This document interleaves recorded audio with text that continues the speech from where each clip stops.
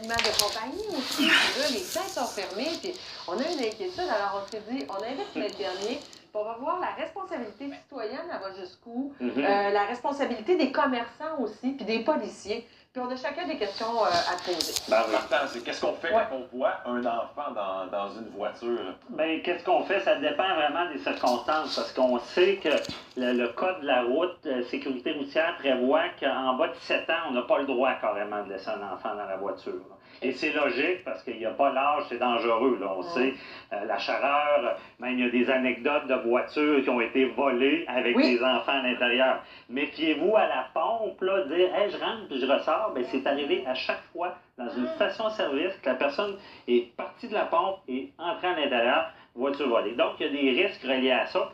En bas de 7 ans, il y a un danger. Seulement si l'enfant sort, il y a du trafic, des choses comme ça. Donc, là-dessus, c'est clair. Plus vieux, ben là, c'est un peu plus, c'est plus flou et ça dépend vraiment de l'âge et s'il fait très chaud. Et pour répondre à la question, ben quand on le voit, ça ne veut pas dire non plus qu'on appelle la police, tout ça, mais c'est déjà arrivé qu'il faut être vigilant parce que oui, on a le devoir d'aider quelqu'un qui pourrait être en détresse, surtout un enfant, on doit le faire. Mais quand même, des fois, de rester un peu sur place, de regarder est-ce que le parent va sortir bientôt ou pas. Dernièrement, il y a eu un cas, c'est quelqu'un qui avait laissé, une grand-mère qui avait laissé 2 enfants en bas âge dans une poussette devant une pharmacie. Et là, la personne est restée proche. Elle a attendu 15 minutes à sa surprise. Là. Et là, quand la personne est arrivée, la police n'avait pas pu se déplacer. Et il a averti cette personne-là, puis c'est ça, d'une manière assez vigoureuse, si on peut dire, parce que ça n'a pas d'allure. Tu sais, les temps ont changé, on n'est plus dans les années 70, puis rappelez-vous, si le pire arrive, on l'a vu avec des cas d'enfants oubliés dans des voitures, c'est des accusations de négligence criminelle causant la mort, des lésions qui peuvent arriver. Et ça, pour déterminer ça, on dit une personne raisonnable, qu'est-ce qu'elle aurait fait dans les mêmes circonstances? Mais la personne raisonnable des années 70, puis en 2018, c'est plus la même. C'est plus la même. Donc, de nos jours, ça se fait pas. Honnêtement, moi, mes parents ne me rendent pas ça, mais à mon époque, on nous laissait dans la voiture, on allait faire l'épicerie, on baissait la fenêtre, il n'y avait pas de problème. C'est ça.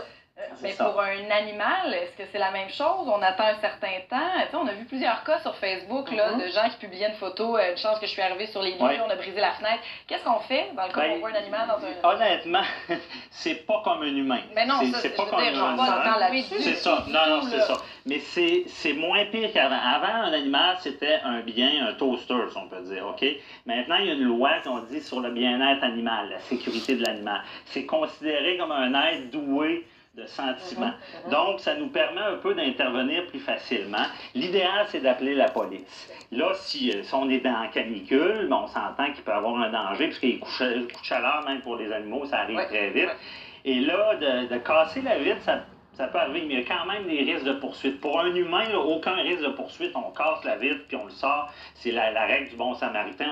On ne sera pas poursuivi. Pour l'animal, ça peut être différent. Donc, le secret, soit d'appeler la police, ou si on est obligé de casser la fenêtre, trouvez-vous un témoin, quelqu'un qui va constater la détresse de l'animal. Et qui mais casser la fenêtre, c'est délicat. Tu le fais à partir de quand? À partir de quand tu dois juger que là, c'est le moment opportun? Tu donnais l'exemple de 2 enfants laissés devant une pharmacie. Ils étaient à l'extérieur. Évidemment, il y a une présence d'esprit de quelqu'un à dire « OK, je vais rester près de ces enfants-là », mais là, tu es à l'extérieur, tu vois un chien ou un enfant à l'intérieur d'un véhicule, les fenêtres fermées, il fait 30 degrés à l'extérieur. Il faut que tu uses ton bon jugement. C'est ça. Est-ce que tu fracasses la vitre et tu le fais quand, c'est ça? Ben, c'est ça. C'est vraiment de rester sur place comme avec les humains, de vérifier est-ce qu'il va revenir dans 5 minutes. Parce que l'extrême n'est pas mieux. Si on passe devant un véhicule, on voit un chien puis on dépasse la plaque. C'est 5 minutes, c'est pas grave. Je veux dire, ça, mais c'est de constater, de vérifier. Et là, s'il y a du temps qui se passe, et là, que c'est très chaud. C'est parce que, tu sais, la personne qui va faire une course 5 minutes, il n'y a rien qui nous garantit qu'elle est partie juste 5 minutes. C'est ça. Tu peux croiser quelqu'un que tu connais. Exactement. Un pépin dedans, là, tu oublies parce que tu arrives à la carte de tarif pour payer avec ta carte de crédit. C'est pour ça qu'à la base, il ne faut pas les laisser dans la voiture. C'est ça. C'est ça le danger. Je ne sais pas si vous vous souvenez, il y a quelques années, le collègue de Niterio qui est avec nous ce matin avait fait ce tournage-là, d'être dans une fourgonnette, les fenêtres et les portes fermées. Puis on avait regardé avec les gens, les ambulanciers. Une voiture noire en plus. Oui, mais c'est ça. Ça arrive Chaleur, par jour de chaleur, à quel point ça montait vite, le thermomètre dans la voiture, ses signes vitaux, etc. On enlève la cravate, puis là, on parle ici d'un adulte, puis qui pouvait sortir à tout moment. Oui, oui, oui. Est-ce qu'on peut être accusé, par exemple, si tu es un citoyen, tu rentres au supermarché, puis tu vas voir le gérant, tu te dis, je viens de voir dans le stationnement qu'il y a un enfant là, qui est abandonné, là, pas abandonné, mais qui a l'air d'attendre. Là. Puis là, la personne au supermarché, le gérant, dit, ouais, ben, les parents vont revenir et fait rien. On peut être accusé, Maître Bernier, de non-assistance à personne en danger? Bien, on ne peut pas être accusé au criminel de ne pas assister. On pourrait peut-être au civil, parce que la loi du fameux bon samaritain, que vous avez tout entendu parler, la charte dit on doit aider quelqu'un dans le besoin et on ne sera pas poursuivi si on le fait. Mais il y a aussi, si c'est un enfant, on sait aussi que la loi, c'est la protection de la jeunesse. On se doit, quand on voit que l'enfant est en danger, on se doit d'intervenir. Et là, c'est certain que le conseil que je pourrais laisser, c'est qu'il faut laisser une trace de dire on a averti. Ou, c'est pas vrai que c'est l'affaire de d'autres. Ça peut sauver des vies parce qu'on le sait, le coup de chaleur, ça arrive très rapidement. C'est arrivé à ma petite fille durant la canicule, puis c'est pas drôle, ça arrive vite. Il faut réagir vite.